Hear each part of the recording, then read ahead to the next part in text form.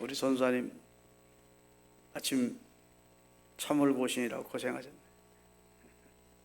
다시 갔다 오실 겁니까? 계실 겁니까? 갔다 오셔야 돼요. 오늘 은혜로운 부활절 새벽입니다. 우리가 시골에서 신앙생활 할 때까지만 하더라도 부활절 새벽 예배는 평시 새벽 예배 안 나온 분들도 다 일어나서 씻고 새 옷 입고 더더군다나 흰 옷 입고 촛불 들고 다 교회로 와서 하나님 앞에 부활의 기쁨과 소망을 찬송하면서 예배했던 기억들이 새롭게 나는데, 시대가 갈수록 그리스도인들조차 부활신앙이 퇴색돼 가고 또 그런 믿음의 아름다운 전통은 점점 사라져가고 있는 그런 현실을 우리가 지금 살고 있습니다. 오늘 본문에 의지해서 따라합시다. 말씀하신 대로 살아나셨느니라. 오늘 본문은 여러분 잘 아시는 내용입니다. 예수님이 십자가에 달려 돌아가신 일을 오후 3시에 운명하셨는데 오후 6시 되기 전에 시체를 묻어야 되는 입장입니다. 유대인들은 시체를 놓고 안식일을 맞지 않습니다. 안식일이 다가오고 있기 때문에 평상시는 예수님의 제자라고 드러내놓고 신앙을 고백하지 않았던 아리마대 사람 요셉이라는 사내들인 공회 의원이 부자입니다. 자기부터 묻히고자 했던 자기 가족을 위한 돌무덤을 만들어 놓았었는데 예수님을 거기다 장례하게 됩니다.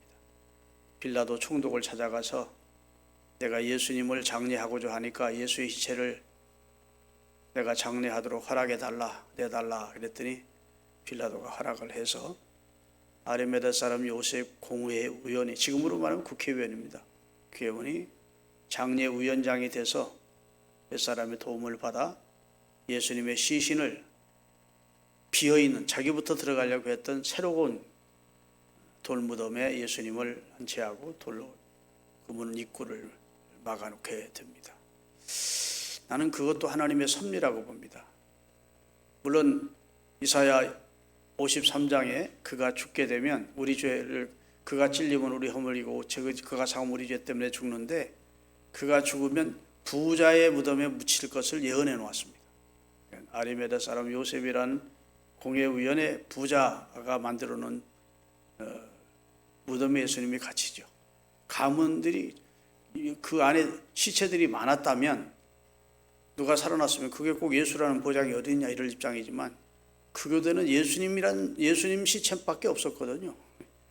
그러니까 하나님이 예수님의 부활을 확실하게 하기 위해서 여러 시체들 가운데 하나가 일어나는 그런 환경을 만들지 않고 예수님의 시신만 두었던 곳에서 이제 부활 사건이 일어나게 하는 겁니다. 근데 이른 새벽에 이제 안식일이 끝났습니다.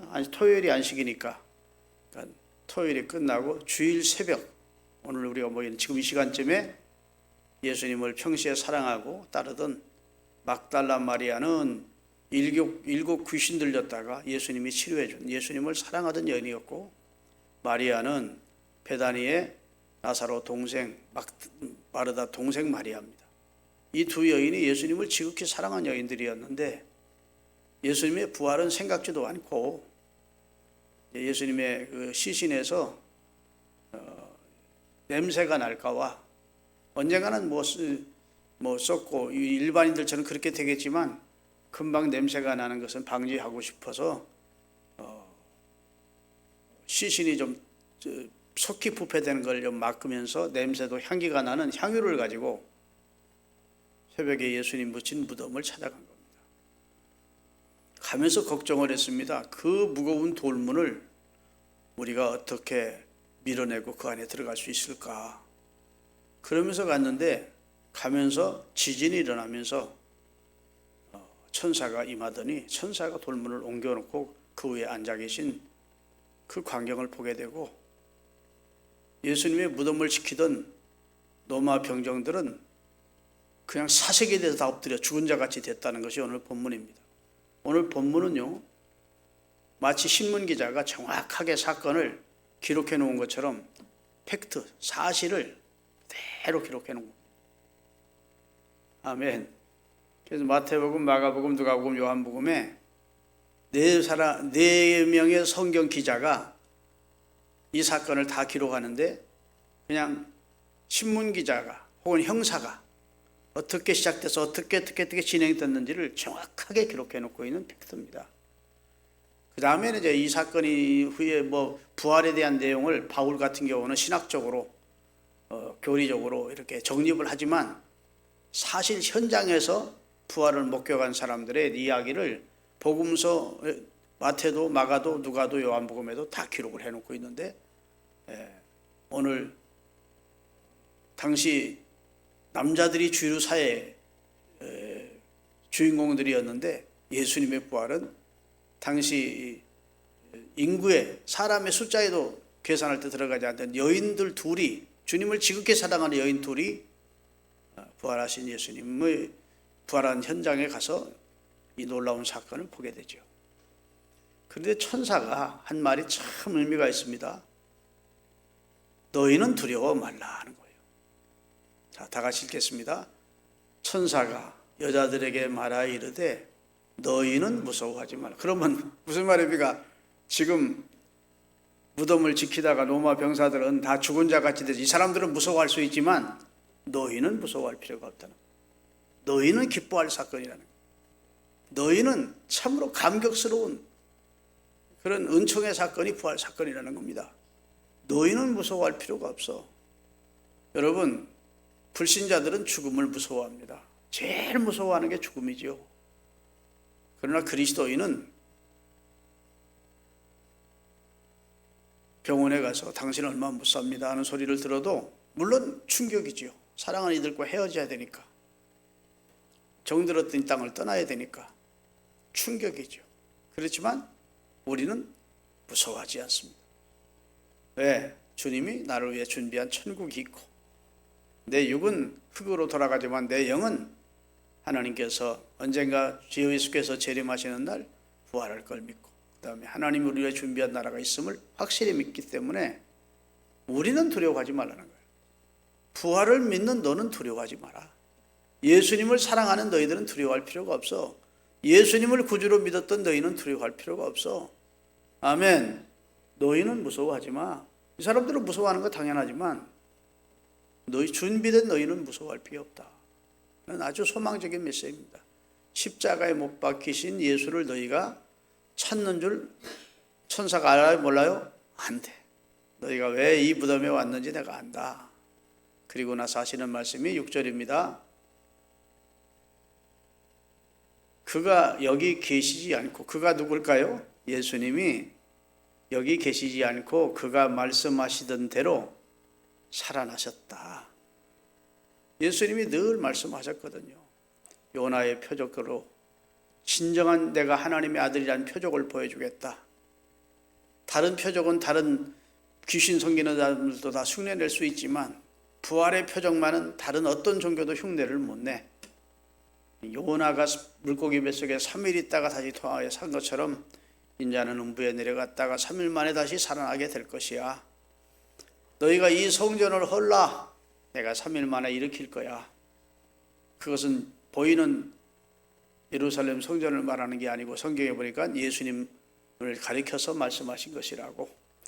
부활하심을 체험한 후에 나중에 예수님이 말씀하신 뜻을 제자들이 알게 됐노라고 말씀하고 있습니다. 주님은 4번이나 예루살렘으로 올라가면서 자신이 이번에 올라가면 유대인들에게 잡혀 로마인에게 넘겨져 십자가형을 당하고 3일 만에 부활하게 될 것이라고 말씀을 거듭 4번을 예고하셨습니다. 아멘. 제자들은 이번만은 예루살렘에 올라가는 것을 막고 싶었습니다.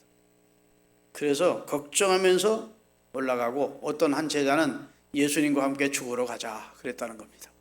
심상치 않은 분위기가 이번에 예루살렘에 올라가면 자기 선생, 자기들이 믿고 따르던 선생님이 지금 위험하다. 예루살렘 분위기가 우리 선생 예수님을 죽이려고 모의하고 있고 지금 살벌한 상황이다. 그러나 이번만은 예수님이 예루살렘에 올라가기를 원치 않았습니다. 제자들이. 근데 예수님이 굳이 올라가시니까 우리도 죽으러 가자. 그리고 제자 한 사람이 다른 제자들을 독려하면서 예수님을 따라 올라간 겁니다. 그런데 말씀하신 대로 진행이 되는 거예요. 아멘. 그러면 제자들이 예수님 돌아가시고 나서 3일 만에 부활할 것까지도 믿었어야죠. 그렇죠? 예수님이 하신 말씀이 그대로 진행됐으니까 이제 마지막 부활을 믿어야 되는데 부활은 못 믿었습니다. 그것은 역사에 없었던 사건이니까, 사상 미중유의 사건이니까, 죽은 사람이 다시 사는 일은 없었으니까. 그러니까 예수님이 말씀하신 대로 십자가에 달려 죽으시는구나. 여기까지는 믿었지만 3일 만에 부활할 것이라는 사실은 믿지 않아요. 나중에 부활하고 나서야 그 말씀이 생각났다는 겁니다. 그만큼 부활은 특별한 사건이고 기적적인 역사에 없었던 미중유 사건이고, 아멘. 그런 사건이 이루어진 날이 바로 오늘 부활절 새벽입니다. 아멘. 그런데 하나님의 입장에서, 예수님의 입장에서 보면 너무도 자연스러운 일입니다. 우리 편에서 볼 때는 무능하고 유한하고 그지없는 우리 인간 편에서 보면 부활이 기적이고 있을 수 없는 놀라운 사건이지만, 하나님 편에서, 예수님 편에서 보면 너무도 자연스럽죠. 아니, 하나님이 죽습니까? 아니, 예수님이 죽을 수 있습니까? 그는 생명의 주인인데, 잠시 육체를 입으시고 우리 죄를 처리해 주시는 목적을 달성하시고 다시 생명의 주인으로 부활을 하신 겁니다. 아멘. 과정만 지나신 것이죠. 그러니까 예수님에게는 생명의 주인이기 때문에 예수님은 생전에 장례식을 인도한 적이 한 번도 없습니다. 특이하게. 병자는 다 살려내시고 죽은 자도 살려내시지 장례식은 인도하지 않습니다. 목사들은 장례식을 인도할 수밖에 없습니다. 왜? 살릴 수 있는 능력이 없고, 우리는 생명의 주인이 아니니까. 예수님은 나는 부활이요 생명이다. 그리고 생명의 주인이니까 생명을 거두었던 분이 생명을 다시 넣어줄 수도 있게 달리다고 하면서 야이로의 딸을 살려내시고, 나사로야 나오라 하시면서 나 죽은 날이 나와야 되는 나사로를 살려내시고, 아멘. 나인성 과부의 아들 죽어서 상해에 실려가는데 청년아 일어나라고 다 살려내시는 거예요. 불교의 스님들이 이 성경을 읽고 기독교인이 되는 사람이 많습니다. 불교 경전은 아무리 읽어봐도 죽은 자는 다 눈물로 장사 지낸 얘기고, 석가모니에 가서 죽은 사람 죽은 후에 얘기하니까 생자 필멸이다 그래서 죽은 자는 결국은 죽는다. 그런 내용이 나와요. 죽음이라고 하는 것은 어쩔 수 없는 것이다. 이렇게 나오는 불교의 교리, 팔만대제경이 다 그런 내용인데, 성경을 읽어보니까 예수님이 죽은 자를 살렸다는, 여기에 이제 주지들이었던 사람들, 스님들이었던 사람들이 충격을 받고 기독교 목사가 된 사람들이 우리 한국에도 엄청나게 많습니다. 여러분, 사람이 죽음으로 끝이 난다면 인간처럼 참으로 부질없는 존재가 어디 있겠습니까?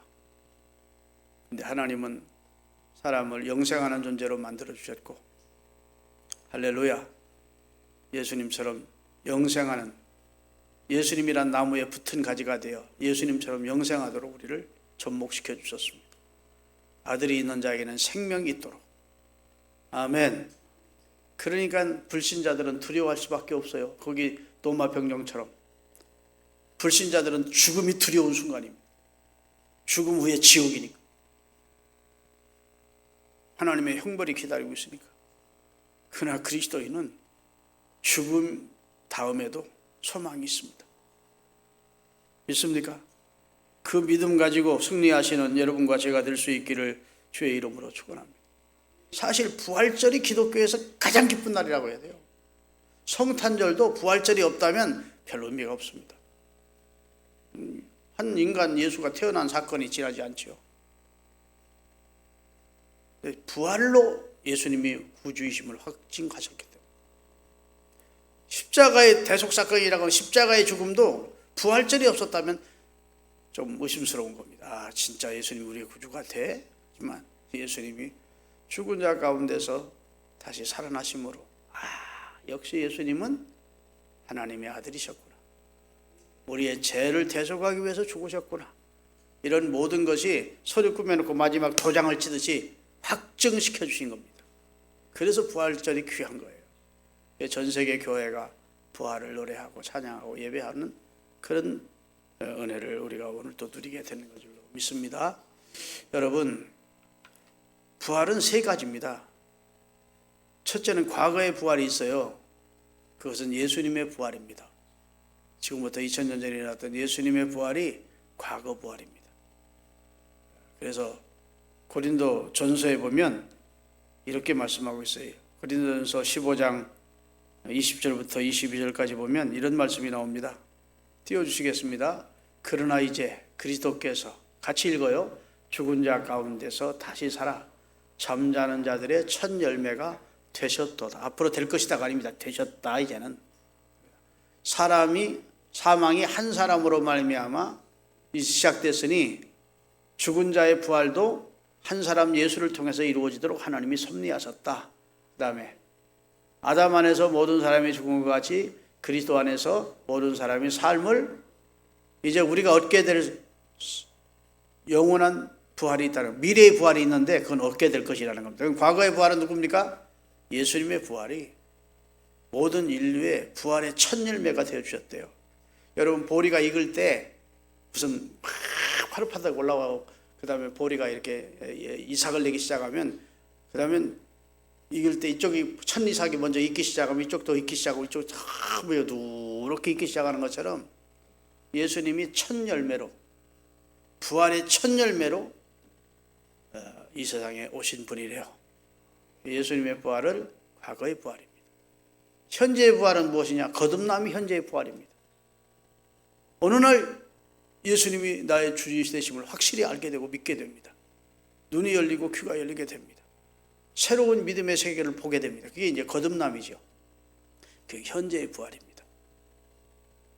다 현재의 부활을 경험하셨죠? 대답들이 시원찮네. 그 다음에 미래의 부활이 있습니다.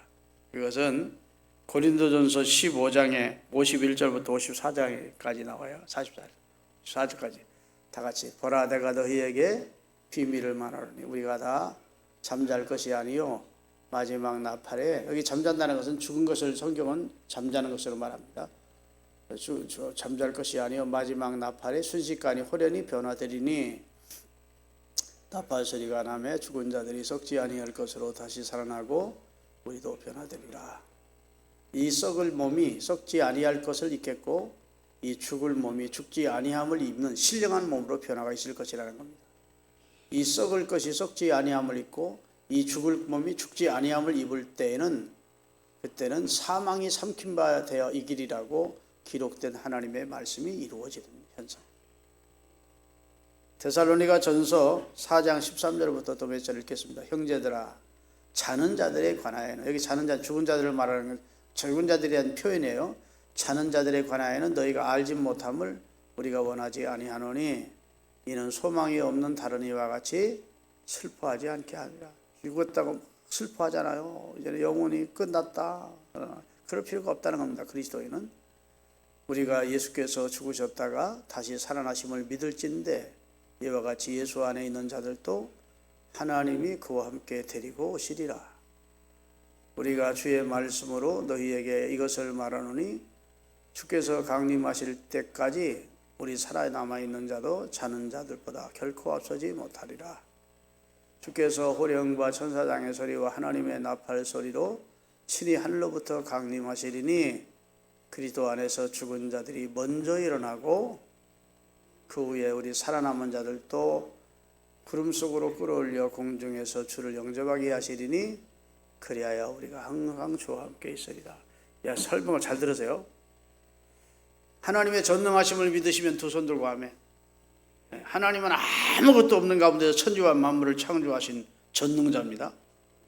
그러면 우리가 이 세상을 마치게 돼요. 그래서 죽어서 땅에 묻히게 되든지 화장을 하든지 티끌로 돌아가든지 그렇게 됩니다.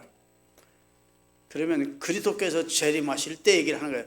지금 부활하신 첫 열매 되신 그리스도가 재림을 하실 거라는 겁니다. 그때 그리스도 안에 죽은 자들이 함께 데리고 온다는 겁니다. 아멘. 그 영을 데리고 올 때 그리스도 안에서 죽은 자들이 다 신령한 몸으로 부활해서 그리스도 영과 하나가 될 것이라는 겁니다. 아멘. 그리고 그때까지 살아남아 있는 자들도 호련히 변화돼서 공중에서 주를 영접하게 되고, 순서가 그렇게 된다는 겁니다. 천열배인 그리스도가 천국에 계시다가 이미 천국에 올라가 있는, 이 세상의 죽음을 천국에 올라가 있는 그들을 데리시고 천사들과 함께 재림을 하게 될 것이다. 그때 그리스도 안에서 죽은 자들이 다시 살아나는, 아무것도 없는 가운데 천지를 창조하신 하나님이 사람이 죽었다고 해서 티끌로 돌아갔다고 해서 그걸 살리지 못하는 분이 아니시라는 겁니다. 다 살려낼 수 있다는 거예요. 그래서 성경은 바다는 바다 가운데 죽은 자들을 내주게 될 것이고, 땅은 땅속에 죽은 자들을 내주게, 음부도 음부에서 내주게 될 것이고, 다 죽은 자들을 내주게 되는 거예요. 여기 있습니다 하고 여기 있습니다 하고 생명들을 다 내주게 되는데, 그때 신령한 몸으로 다 변화가 될 것이라는 겁니다. 그 신령한 몸이 누구의 몸이냐? 예수님의 몸입니다. 부활체. 예수님이 부활하신 몸이 신령한 몸이에요. 그건 설명이 안 되는 몸입니다. 제자들이 문을 걸어 잠그고 있었는데 들어오십니다. 아멘. 그 영인가 하는데 만져보라는 겁니다. 만져지는 겁니다. 그리고 말씀을 하지 않고 말씀하시다가 소리는 없어집니다. 시공을 초월하는 그런 몸이 신령한 몸으로 변화된 거예요. 예수님의 부활체입니다. 여러분과 제가 궁극적으로 천국에 들어가면 그 부활체로 살 것입니다. 그걸 믿으라는 겁니다. 자, 과거의 부활, 예수님의 첫 열매 부활, 현재 거듭남, 현재의 부활, 우리 영이 부활하는 것이죠. 그 다음에 미래의 부활, 그것은 그리스도께서 오실 때 우리가 다 신령한 몸으로 부활하게 될 것을 주님이 순서적으로 말씀해 주시고 믿는 거예요. 그 믿음 가지고 사십시다. 기도하시겠습니다.